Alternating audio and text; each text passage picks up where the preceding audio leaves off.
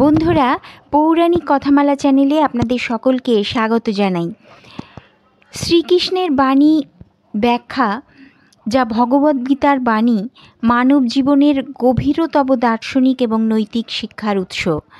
ভগবদ্গীতা হল মহাভারতের একটি বিশেষ অংশ, যেখানে অর্জুনের মানসিক সংকটের সময় কৃষ্ণ তাকে যে শিক্ষা দেন তা সারা বিশ্বের মানুষের জন্য দিক নির্দেশনা হয়ে দাঁড়িয়েছে।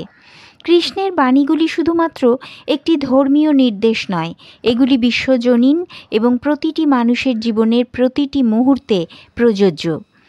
ভগবদ্গীতা সেই মুহূর্তের কথোপকথন যখন মহাভারতের যুদ্ধের ঠিক আগে অর্জুন যুদ্ধক্ষেত্রে দাঁড়িয়ে আত্মসংকটে পড়েন। তিনি তার নিজের পরিবারের সদস্য, আত্মীয় স্বজন এবং বন্ধুদের বিরুদ্ধে যুদ্ধ করতে অক্ষম হয়ে পড়েন।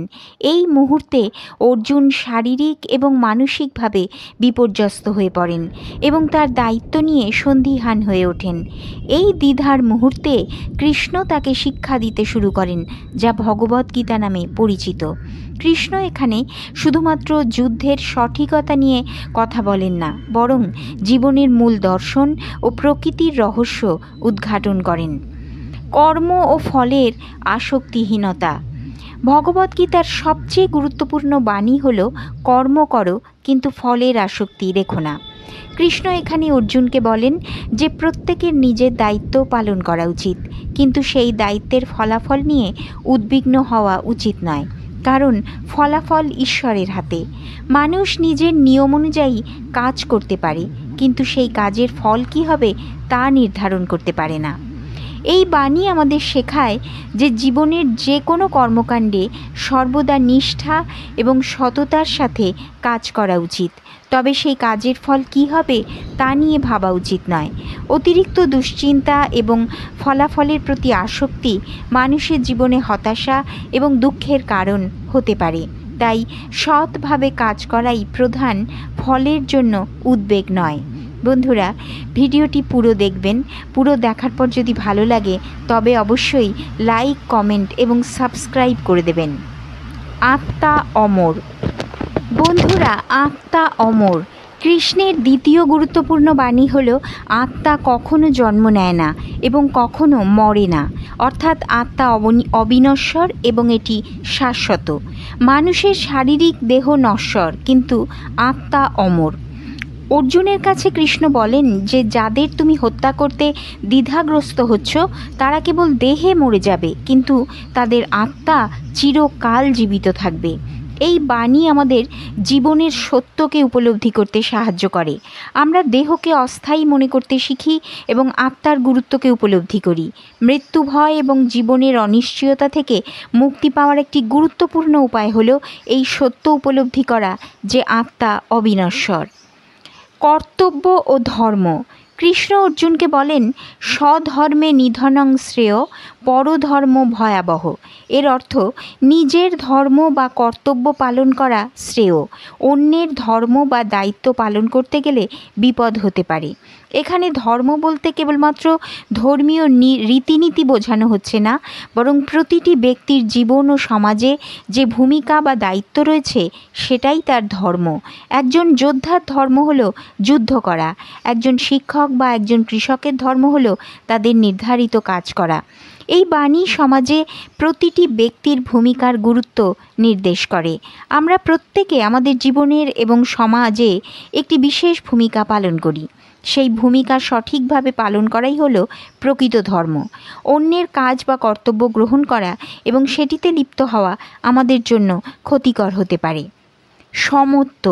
কৃষ্ণের মতে জীবন সুখ দুঃখ, লাভ ক্ষতি, জয় পরাজয় এই দ্বৈততার মধ্যে চলতে থাকে, কিন্তু প্রকৃত জ্ঞানী বা যোগী সেই ব্যক্তি যিনি সমস্ত পরিস্থিতিতে সমত্ব বজায় রাখতে পারেন। সুখে উল্লাসিত না হওয়া এবং দুঃখে মনমরা না হওয়া, এই মানসিকতা হলো যোগ। কৃষ্ণ বলেন সমত্বং যোগ উচ্চতে। এই বাণী আমাদের শেখায় যে জীবনের চরম ওঠানামাগুলিতে নিজেকে স্থির রাখা উচিত। সাফল্যের গর্ব করা যেমন উচিত নয়, তেমনি ব্যর্থতার সময় নিজেকে দোষারোপ করা বা হতাশ হওয়া উচিত নয়। প্রকৃত জীবন দর্শন হল সকল পরিস্থিতিতে মনকে সমান স্থিতি অবস্থায় রাখা। ভক্তিযোগ ও কর্মযোগ। কৃষ্ণ বলেন যে মানুষের মুক্তির পথ হলো ভক্তি যোগ এবং কর্মযোগ। ভক্তিযোগ হলো ঈশ্বরের প্রতি সম্পূর্ণ বিশ্বাস এবং আত্মসমর্পণ, যেখানে একজন ব্যক্তি ঈশ্বরের প্রতি নিজের সমস্ত কর্ম, মন, বুদ্ধি এবং হৃদয় নিবেদন করে। অন্যদিকে কর্মযোগ হলো কাজের মাধ্যমে মুক্তি লাভ করা। এখানে কৃষ্ণ বলেন কর্মের মাধ্যমেই ঈশ্বরের আরাধনা করা সম্ভব। এই দুটি যোগের মাধ্যমে কৃষ্ণ আমাদের শিক্ষা দেন যে কর্ম ও ভক্তি উভয়ই জীবনের অঙ্গ, একটি ছাড়া অন্যটি সম্পূর্ণ নয়। কর্মযোগ এবং ভক্তিযোগের মধ্যে সামঞ্জস্য বজায় রেখে আমরা জীবনে সাফল্য এবং মুক্তি উভয়ই অর্জন করতে পারি। ইন্দ্রিয় নিয়ন্ত্রণ। ভগবদ্গীতায় কৃষ্ণ ইন্দ্রিয় নিয়ন্ত্রণের উপর জোর দিয়েছেন। তিনি বলেন যে ব্যক্তি ইন্দ্রিয়কে নিয়ন্ত্রণ করতে পারে না তার মন সর্বদা অস্থির থাকে। ইন্দ্রিয়গুলোকে নিয়ন্ত্রণ না করলে তারা আমাদের মনকে নানা প্রলোভন এবং ভুল পথে নিয়ে যেতে পারে। কিন্তু যে ব্যক্তি ইন্দ্রিয় নিয়ন্ত্রণ করতে সক্ষম হয় সে শান্তি এবং স্থিরতার সন্ধান পায়। এই বাণী আমাদের শেখায় যে ইন্দ্রিয়ের চাহিদা এবং তৃষ্ণা আমাদের মনকে দূষিত করতে পারে। আমরা যদি আমাদের ইন্দ্রিয়গুলোকে নিয়ন্ত্রণ করতে পারি তাহলে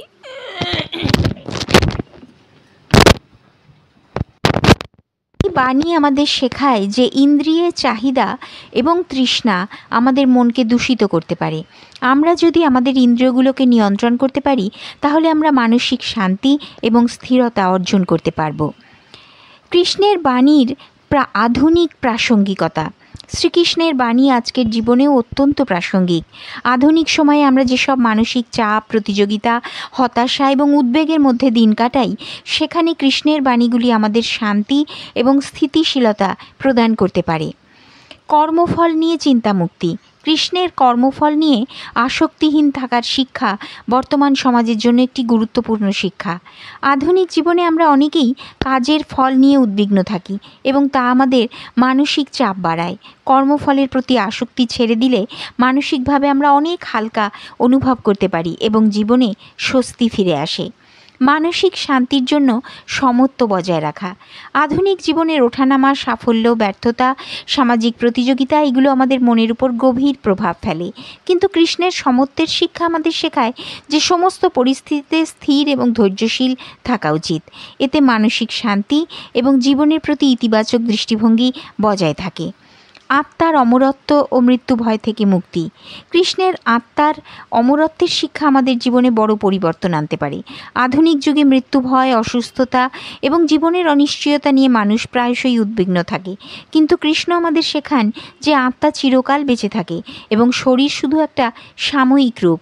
এই সত্য উপলব্ধি করলে মৃত্যু ভয় এবং জীবনের প্রতি অনিশ্চয়তা থেকে মুক্তি পাওয়া সম্ভব। ভক্তি ও কর্মযোগের মিশ্রণ। কৃষ্ণের মতে ভক্তি এবং কর্ম উভয়ই জীবনের মূল স্তম্ভ।